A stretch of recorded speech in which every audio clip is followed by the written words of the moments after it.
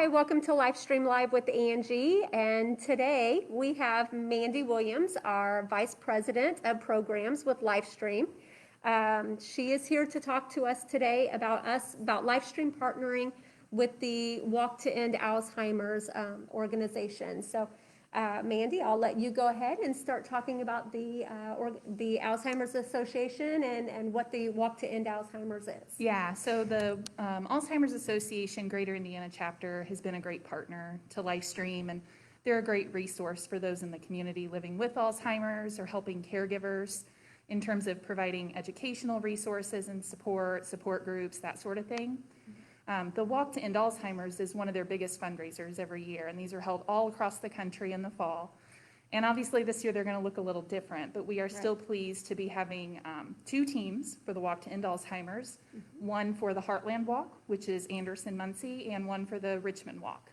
Oh, great. And so, as what we'll do though is we will post that information about the walk if you're interested in joining one of our teams under the comments and all. But Mandy, do you have anything else to tell us about the Alzheimer's Association? Yeah, the walk is really important, not only because of the funds that it raises to help the association with research in one day hoping to find the first survivor of Alzheimer's disease and related dementias, but it's also a great advocacy tool. It really helps heighten awareness of Alzheimer's and those living with dementia and their caregivers in their communities. That's always been a big part of the walk, is just visibility in the community so that people can see the resources and the support and the teams that are participating in these types of events to help these folks. So this year, it's obviously going to be different. The walks are still happening. The September walk will be, or the Richmond walk is September 19th, and the Heartland walk in the Anderson-Muncie area is going to be on October 10th. But this year, teams have the flexibility to walk where they want and with whom they want. Obviously, it's not safe for us to be in large groups, but we hope that we can still come together with friends and family and still bring that visibility to the walk in these communities. Yep. So there's still options to be able to support a great cause and still be safe as well. Exactly. But, many individuals don't realize, we hear about Alzheimer's and dementia, but I don't think many really realize, how frequent and how important it is to get the awareness out anymore. And so that's why it is important, though, that if you are able to join one of these walks would be very critical in supporting this organization. Yeah, it's a great way to get involved, not only in your community, but with the Alzheimer's Association. I think that's how a lot of people get involved for the first time, is at a community or fundraising event like this. And even if you can't walk on the day or you don't feel comfortable doing that, it's a great way to get involved through fundraising. That's right. We have a lot of initiatives internally at LifeStream that we're really proud of. T-shirts, hats, bake sales, we're really getting creative this year. So there are a lot of ways to support that as well. And I think we'll probably be able to share some of that on Facebook and on our website for people who want information on how to get involved that way. Yeah, perfect. Yeah, and as Mandy said, we do have a flyer out. And this here is online on our webpage to where you can order T-shirts, hats, and baked goods. This is not only for LifeStream staff, but for any person in the community that is interested in supporting this great cause. The proceeds do go to the Walk to End Alzheimer's Association. So, Mandy, do you have anything else to share about the Alzheimer's, or would we like to talk about dementia a little bit? Yeah, I think that leads into the concept of being a dementia friend, as you see some of us with our buttons. But the Alzheimer's Association is certainly a huge part of that. And I think what a lot of us want to see happen is that our communities where we're living and where aging adults are living and aging in place become dementia friendly. That's right. We build accepting places for those people. We build systems of support for them and their caregivers. And we build opportunities for them to have resources and education and places that are safe for them to still be a part of their community. And which I have the brochure right here that shares about, information about Dementia Friends. And there are a lot of ways we can become dementia friends. It's really just a quick hour-long info session. You're welcome to hop on one of those with us online. We offer those on Zoom monthly. We are still able to do some of those in the community as well. But then being a dementia-friendly community takes shape in a lot of different ways.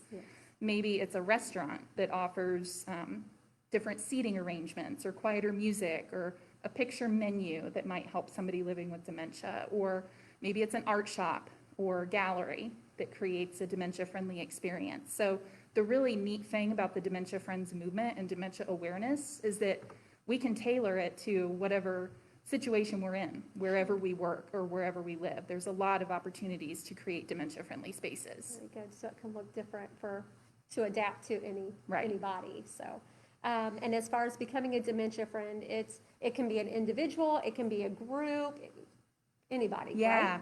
we've seen great success with both. I think the first step is to do that information session as an individual. It's information that talks about signs and symptoms of dementia, how to communicate effectively for people that are interacting with those living with dementia.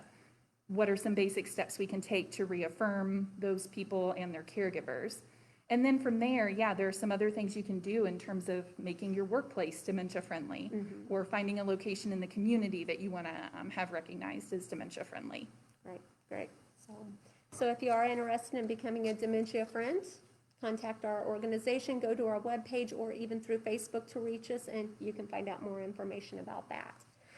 Mandy, is there anything with LifeStreams that you would like to share with us today? Anything going on, or we're just staying busy? And yeah. Well, as you can see from our surroundings, we are trying to get out and about in the community. We're trying to interact with people in a safe way. Obviously, that's limited. Yes. Some things that we've been able to do this year in terms of events, but we do have the Joy Games coming up later this month in the Richmond area, and then in October in the Anderson area. We're excited about those. I think our team has made some great strides in making sure that those are accommodating to current safety protocols. Most events are going to be outside, so we can still spread out and be socially distant and have masks and do what we need to do. So we're trying to find ways and spaces like this where we can get creative and still try to engage with our communities in a safe way. Yep. And actually, today we are at the Cope Environmental Center in Centerville. We were here for a meeting regarding Dementia Friends. So that's why we are out and about today. We were trying to do it outdoors, but unfortunately the weather wasn't cooperating with us. But yeah, so again, we're always staying busy, trying to get out in the community as much as possible, and and talk about the various programs though that we do have to offer within LifeStream services. So, and I think that's one of the really cool things specifically about the dementia friendly programs is that those can really engage people of any age. that's right. School groups, universities, clubs, workplaces, seniors. There's a ton of opportunity to get involved with something like that if you're trying to find a creative way to be more engaged in your community in times when that's kind of hard to do. Sure, yeah. So it's very unlimited as to who all can participate in it. So that's a great thing. Is there anything else you would like to share? We're just really excited about these partnerships that are coming out of some of this. The Dementia Friends movement and the Walk to End Alzheimer's, it really pulls community groups together. And I think that's a great way to feel connected in times that I think a lot of us are feeling disconnected. So Definitely. that's been a good thing to come out of the last few months in these dementia-friendly initiatives. Exactly. So, and I don't know, many individuals may not know, but LifeStream Services does service 12 counties, correct? Right. 2 different service areas. But, our programs do vary in different counties and all. But we do cover 12 counties. So if you do are interested in finding out more information, you can go to our webpage to find out what counties those are that we service. Yeah.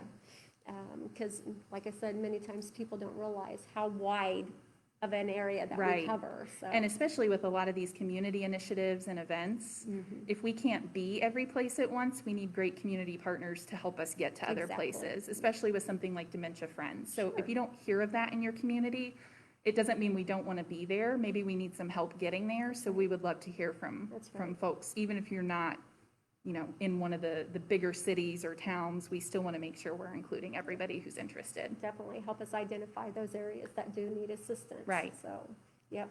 And spreading the word through Facebook, our webpage, friends, sharing that information. That's how it spread, or how it widely spreads. Right. So, yeah. Before I do move on and talk a little bit more about Joy Games, do you have anything else you would like to share today? I don't think so. We'll make sure to share information about how to either register for one of the Walk to End Alzheimer's teams, and we'll make sure to put the link to our online order form for all of the merchandise. Again, that's a great way to get involved. Even if you're not comfortable walking or being part of a large group, there are a lot of opportunities this year. So we'll make sure to share that in the comments of the video. Great. Great, sounds good. So, like Mandy did mention earlier, we do have our Joy Games, though, that is coming up. For the Richmond area is September 22nd through the 24th. Joy Games, it stands for Just Older Youth, and that is for individuals 55 and better. So if you are willing or able to get out and want to enjoy outdoor activities, this is the place to be. It's a $10 fee to join, and you pick out the sessions or the activities that you want to do.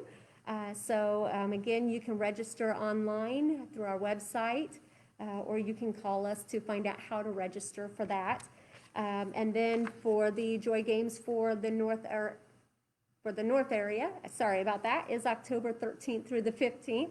And again, this is 3 days of activities, events. It ranges anywhere from pickleball to bingo to free throw, volleyball, chair volleyball, you name it, it happens. So if you are interested in either of these places or both, definitely sign up for it. And if you're interested in becoming a partner or sponsorship for our event, you can contact us and we can get you that information as well. So. Another thing, though, that LifeStream does have going on is our Friendly Caller program. And Mandy, do you want to talk a little bit about that, or? Yeah, I can. This is a great initiative that is being built out of our already really strong volunteer program. Starting as early as March, we were getting a lot of calls from people who needed help with basic needs like groceries and food and transportation as things were shut down. But one thing that we've seen grow since then is isolation among seniors. Many are still not out in the communities. Many are still sheltering in place for safety. Sure. And isolation is a big problem among our senior communities. So this program seeks to find those who are experiencing isolation and pair them with a friendly caller.